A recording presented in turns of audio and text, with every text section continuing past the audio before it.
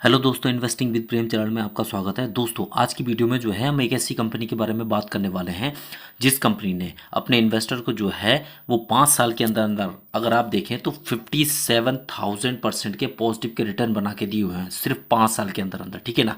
शायद ही किसी कंपनी ने इतने ज़्यादा रिटर्न बना के दिए हैं, वो भी 5 साल के अंदर। अगर किसी का ऑल टाइम का रिटर्न भी अगर हम चेक करेंगे तो उसमें भी जो है शायद ही किसी कंपनी ने इतने ज़्यादा रिटर्न बना के दिए होंगे।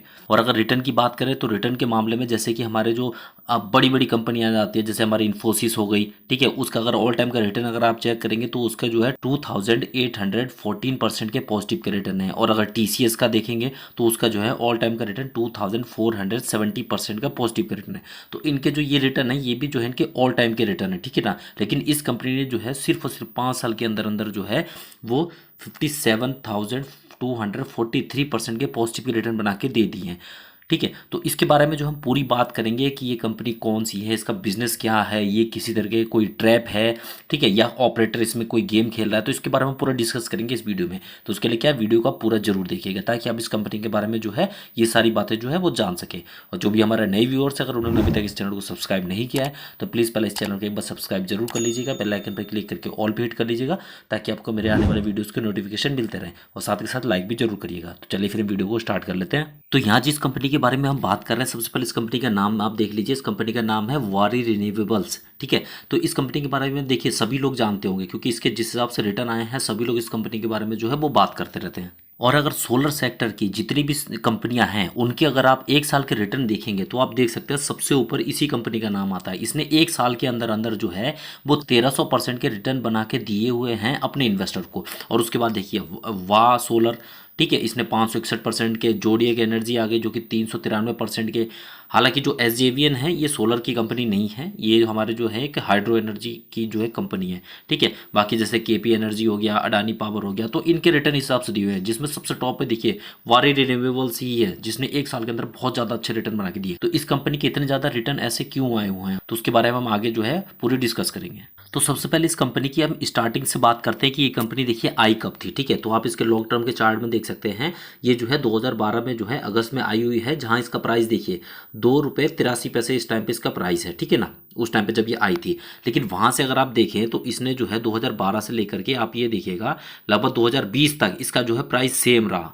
ठीक है, 2 रुपये तक ही इसका प्राइस जो सेम रहा लगभग, यानी कि आप कह सकते हैं 8 से 9 साल तक इसके प्राइस में कोई चेंज नहीं आया है। यानी कि जिस भी इन्वेस्टर ने इसमें जो है पैसा इन्वेस्ट किया होगा वो वहीं का वहीं रहा होगा, बल्कि उसका जो अमाउंट है वो जितना इन्वेस्ट किया था उससे थोड़ा बल्कि कम ही हो गया था। ठीक है, उसको कोई भी बेनिफिट नहीं मिला उसके बाद। ठीक है, लेकिन उसके बाद आप देखिएगा 2021 में आते आते इसका प्राइस जो वो बढ़ गया था। ठीक है, और 21 से 22 के बीच अगर आप देखेंगे यानी कि ये 10 रुपये से कम था और 22 के एंड तक होते होते आप यहाँ पे देखिएगा, ये देखिए दिसंबर तक इसका प्राइस 126 रुपये तक चला गया था। यानी कि आप कह सकते हैं कि 1 साल के अंदर अंदर जो है इन्वेस्टर का जो पैसा है वो इसने 10 गुना से ज़्यादा कर दिया था 1 साल के अंदर अंदर। और ऐसा उस टाइम पे क्या हुआ था, ठीक है, वो भी हम देखते हैं। इस कंपनी ने अपना जो है 2021 में जो है इसने अपना जो है एक जो इस कंपनी का पुराना नाम था जो कि इसका नाम था संगम रिन्यूएबल्स लिमिटेड, ठीक है, उस नेम को जो है इसने चेंज करके वारी रिन्यूएबल्स इसने कर दिया था, जो कि जुलाई 2021 को इसने किया था।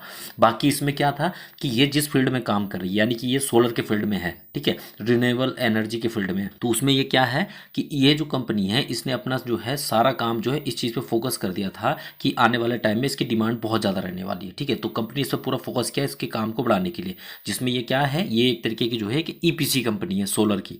ठीक है, और उसके बारे में मैं आपको बता देता कि ये क्या होता है। तो ईपीसी का जो मतलब है वो आप देखिएगा, ईपीसी का मतलब है इंजीनियरिंग प्रोक्योरमेंट एंड कंस्ट्रक्शन। ठीक है ना, यानी कि ये जो कंपनी है ये तीनों तरीके का ये काम करती है, जिसमें आप देख सकते हैं कि स्पेशलाइज है ई टू ई सर्विस प्रोवाइड कराने में, जैसे कि कंसल्टेंसी और सर्विसेज हो गई, सिस्टम को डिज़ाइन कैसे करना है वो हो गया, इक्विपमेंट का जो प्रोक्योरमेंट होता है वो कैसे करना है, प्रोजेक्ट को मैनेज कैसे करना है, और कंप्लीट सोलर प्लांट जो है उसको इंस्टॉलेशन जो होता है वो करके देना, और उसके साथ साथ उसकी जो मेंटेनेंस का जो काम होता है वो ये सारा जो होता है ईपीसी के अंतर्गत आता है। ठीक है ना, यानी कि जो ईपीसी में हो गया यानी कि कंपनी ये सारा काम करके देगी अकेले, किसी और कंपनी की इसको जरूरत नहीं पड़ेगी, पूरा जो खुद ही मैनेज करती है।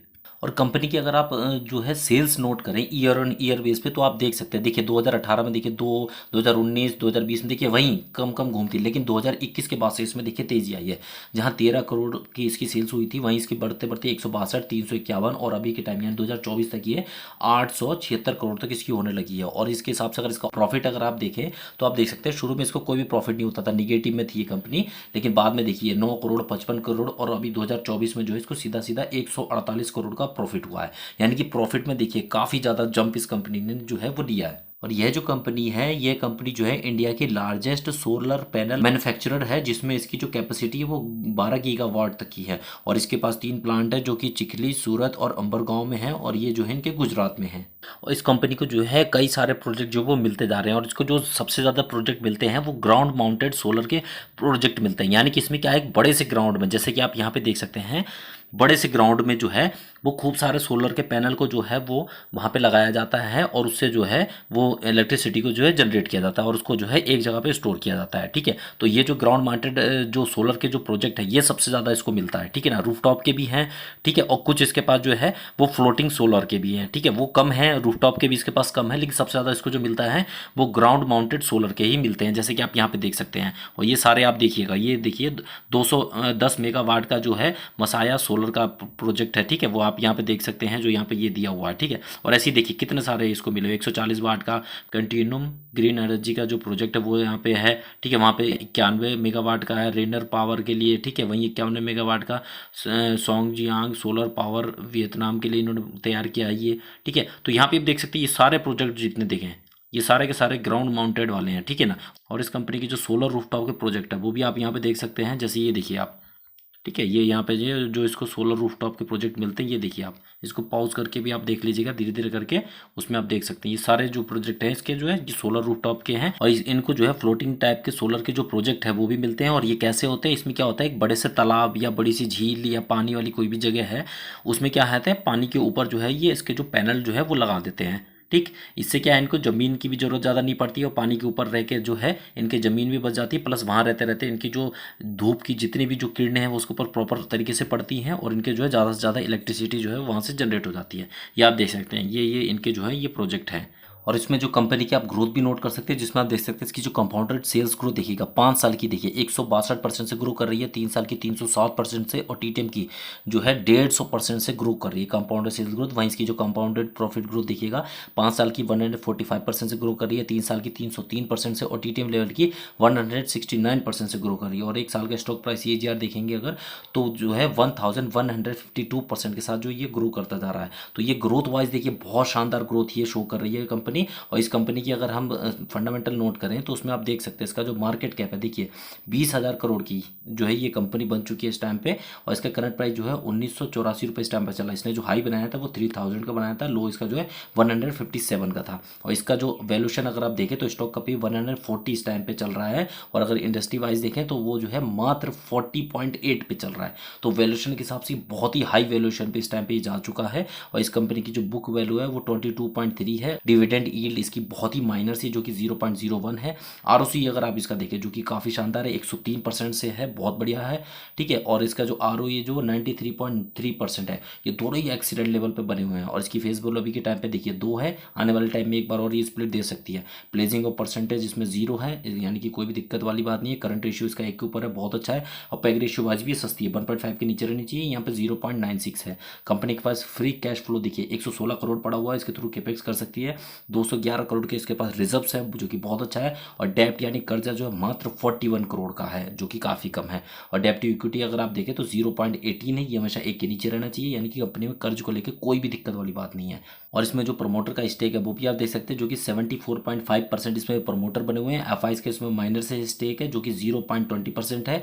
और इसमें DIs का जो बिल्कुल ना के बराबर स्टेक है जो कि 0.01% का इसमें बना हुआ है। तो ओवरऑल देखिए फंडामेंटल काफ़ी ठीक है इसके, बस ये वैल्यूशन वाइज थोड़ा हाई जा चुका है। इस वजह से मैं कहूँगा कि इसका जो, अगर आप किसी भी तरीके से इसमें जो है एंट्री लेना चाहते हैं तो इसका देखिए, सबसे पहले तो बिजनेस समझिए, उसके बाद इसमें आप देखिएगा कि सही वैल्यूएशन पे आपको मिल रहा है नहीं मिल रहा, उसके बाद ही आप इसमें कुछ एंट्री लीजिएगा। ठीक है, तो ये तो हो गई इस कंपनी के जो है बिजनेस के बारे में बात, सब कुछ कि कंपनी कैसी है, क्या काम कर रही है, ग्रोथ कैसी है, वैल्यूएशन कैसी है, ये सब कुछ बता दिया। अब लास्ट पॉइंट इसमें ये है कि ये कंपनी में जो प्राइस इतना ज़्यादा भाग रहा है, तो कहीं ऐसा तो नहीं कोई ट्रैप है जिस वजह से जो है लोगों को इसमें फंसाने की कोशिश की जा रही है, या कोई ऑपरेटर है जो गेम खेल रहा है कि अपर पे अपर सर्किट लग रहे हैं और फिर ऊपर जाके फिर लोअर पे लोअर इस टाइम पे ये मार रहा है। तो क्या हो सकता है, देखिए इसमें कई चीज़ें हो सकती हैं, जैसे कि इसमें अगर आप इनका शेयर होल्डिंग पैटर्न अगर आप देखें, ठीक है, उसमें आप देखिएगा तो इसमें देखिए प्रमोटर काफ़ी अच्छे हैं, ठीक है। बाकी दूसरा इसमें कौन है, देखिए प्रमोटर के साथ साथ कौन है, इसमें पब्लिक बना हुआ है। लेकिन अगर आप एफआईज और डीआईज का स्टेक देखें ना के बराबर इसमें देखिए, ठीक है। अगर ये इतना ही सही होता तो इसमें खुद सोचिए, आप एफआईज और डीआईज इसमें ज़्यादा से ज़्यादा इन्वेस्ट क्यों नहीं कर रहे हैं, आप खुद इससे आइडिया लगा सकते हैं। मैं ये नहीं कहता कि हाँ इसमें कुछ पक्का कोई फ्रॉड हो ही रहा है, ऐसा भी नहीं है कि हो सकता है नहीं, चांसेस दोनों साइड है, हो भी सकता है कुछ गड़बड़ हो भी सकता है ना हो, ठीक है ना। लेकिन जिस हिसाब से हमें सामने दिख रहा है कि हाँ जी इसमें इस तरह की कंडीशन बन रही है, तो उस हिसाब से देखिए, अगर आप सही हैं, अपना पैसा जो है बचा के रखना चाहते हैं, तो आप उस कंपनी में इन्वेस्ट कीजिएगा जिसमें आपको जो है रिस्क कम लगे। ठीक है, ये भागा है, बहुत ज़्यादा भाग चुका है, और एकदम ऐसा भागा कि ऐसा कोई नहीं भागा अभी तक, ठीक है ना।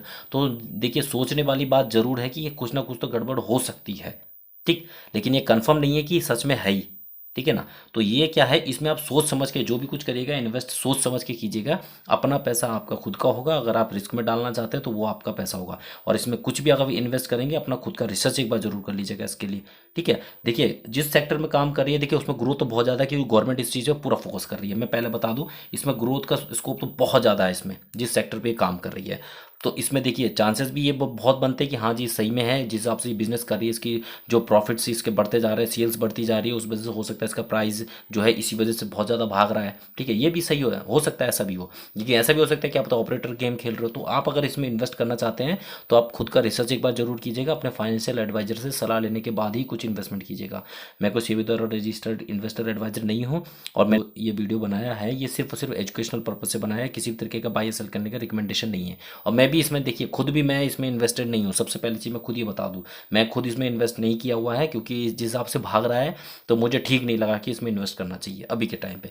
या तो ये बहुत ज़्यादा करेक्ट हो जाए, सही वैल्यूएशन पे मुझे मिल रहा है तो मैं थोड़ा बहुत सोचूंगा, ठीक है। ऐसे टाइम पे तो बिल्कुल नहीं करना चाहिए, ठीक है। तो अगर आपको ये इन्फॉर्मेशन अच्छा लगा और इसी तरीके का और भी आप वैल्यूएबल कंटेंट देखना चाहते हो, तो इस चैनल को सब्सक्राइब जरूर कीजिएगा, बेल आइकन में क्लिक करके ऑल पे हिट कीजिएगा, ताकि आपको मेरे आने वाले वीडियोज़ के नोटिफिकेशन मिलते रहें, और साथ के साथ लाइक भी जरूर करिएगा। तो चलिए फिर मिलते हैं आपसे नेक्स्ट वीडियो में, तब तक के लिए थैंक यू सो मच।